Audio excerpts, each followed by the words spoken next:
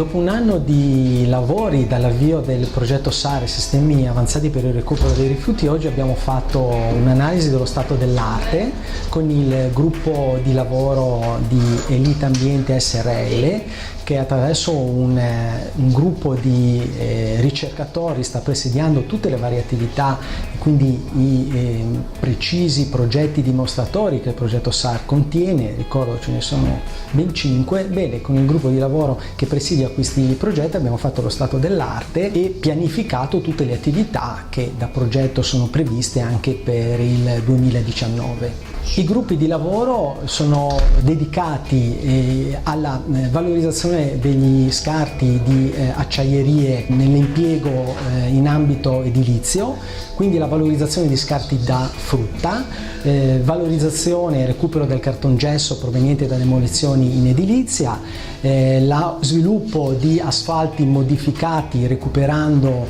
plastiche eterogenee. E l'ultimo gruppo di lavoro riguarda la valorizzazione del fosforo per la produzione di biogas e biometano.